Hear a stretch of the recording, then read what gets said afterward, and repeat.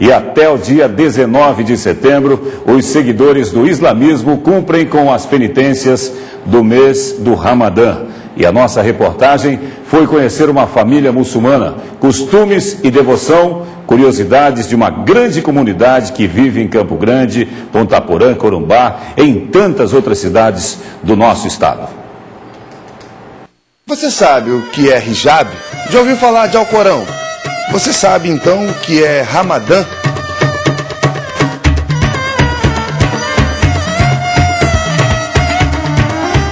Nós vamos conversar com a Salwa, ela que é descendente de muçulmanos e vai falar pra gente um pouquinho dessas particularidades.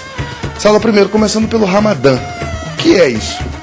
Ramadã é um mês sagrado dentro do islamismo, onde pra gente o significado é que foi uma época em que foi revelado todas as escrituras sagradas, desde o Evangelho, a Tora, até o Alcorão. E é um mês em que todos os muçulmanos do mundo inteiro ficam privados de comer, deixam de comer e de beber durante o dia inteiro, e em função de vários objetivos específicos do Ramadã. Não pode tomar nem água? Não, nem água e nenhum tipo de alimento, relações sexuais durante o dia e fumo. Quem fuma também tem que ser privado disso.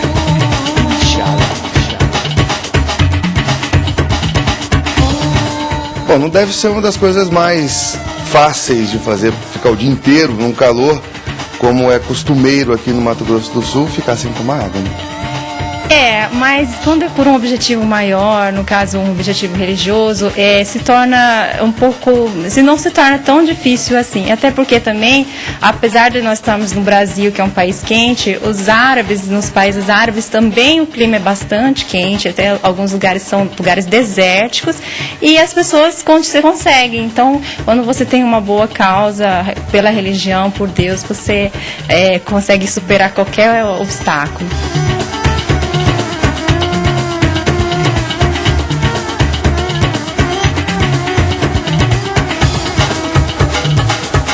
Agora, mudando o assunto, continuando nas particularidades, Alcorão.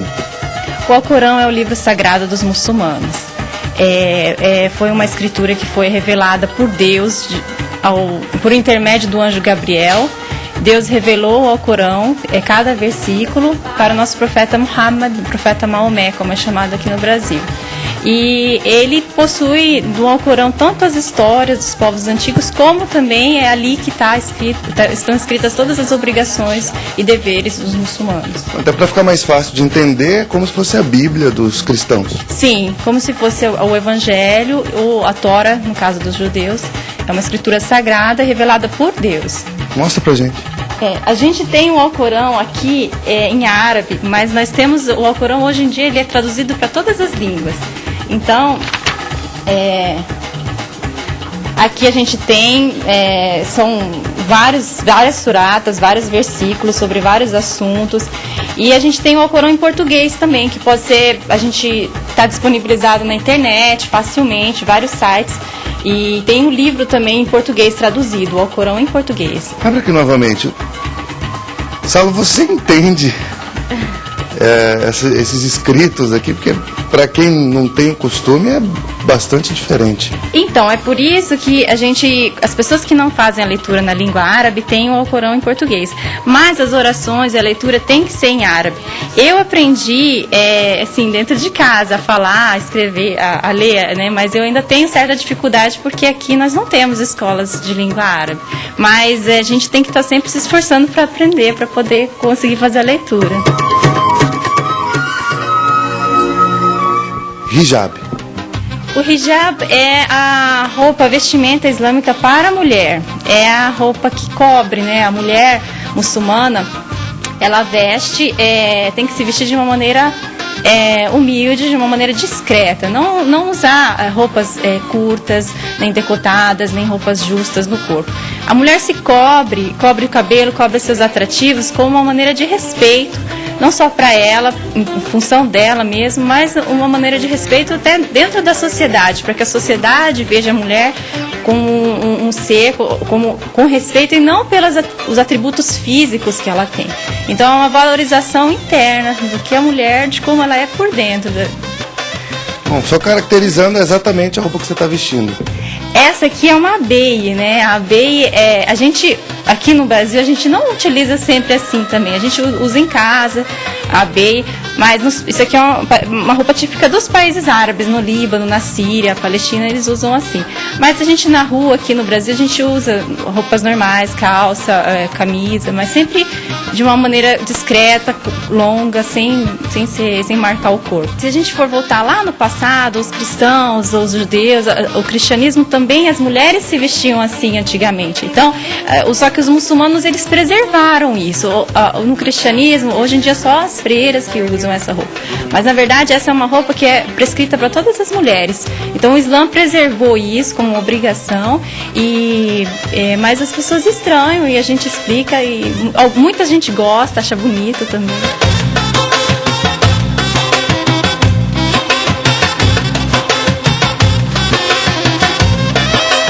Eu, como brasileira, a gente fica dividida, assim, tem um lado da cultura brasileira, que as pessoas, eu gosto muito daqui, do país, da cidade onde a gente mora, mas a gente sempre tem as nossas raízes também lá.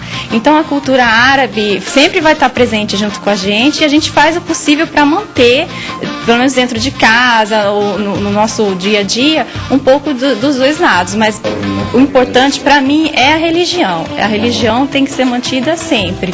Independente de cultura, do lugar, do país onde eu vou morar, onde eu moro, a religião tem que estar igual em qualquer lugar do mundo, não modifica isso. Nascido no Líbano, o Ali veio para o Brasil com aproximadamente uns 12 anos de idade e nunca mais foi embora. Já está aqui tem 50 anos, mais ou menos. Ali, primeiro, falando da fisionomia, as características do povo muçulmano. Você não é muito... Não lembra muito, né? Até porque é branco, tem olhos azuis, enfim, não é muita fisionomia. Não, você diz quanto ao não lembra muito fisionomia árabe. Isso, exatamente. O mundo muçulmano ele é tão grande, tão extenso, né? Mas eu realmente, o pessoal acha, porque eu por ser de origem loira, né? Então diferente. Minha mãe, por exemplo, ela é loira, então daí puxei mais o lado materno, né? Mas eu sou libanês há muito tempo. Agora, aquela história de que o libanês, o muçulmano em si, ele é bastante mão de vaca, digamos assim, é pão duro. Não é bem o muçulmano. Os pessoal brasileiros falam que o turco, chamam a gente de turco, por exemplo, na época quando começaram a vir ao Brasil, na época depois da Primeira Guerra Mundial, antes da Primeira Guerra Mundial, vinham todos com passaportes turcos. Então vinha, por exemplo, do Líbano, da Síria, da Palestina, do Iraque, do Egito. Então vinha com passaporte chamado. Agora, essa questão de dizer assim, bom, o turco é pão duro, não é bem assim. Sempre que você sai de sua região, inclusive não só do seu país para outro, de uma região para outra, digamos que você vai sair de Campo Grande e vai lá para São Paulo, você não conhece ninguém, você vai lá com um pouquinho de dinheiro no bolso fazer a vida. O que acontece? Você vai ter que fazer um sacrifício, vai ter que fazer economia, vai ter que aprender a conviver com um pouquinho, até você, digamos assim, você fazer um pé de meia para você conseguir. Daí um pouquinho você anda de bicicleta, depois você compra um carro e vai por aí afora, por isso. Mas não é bem assim. Normalmente não, sempre o muçulmano ou o árabe, de modo geral, ele come bem, ele veste bem. Agora no início da vida realmente é um pouco complicado.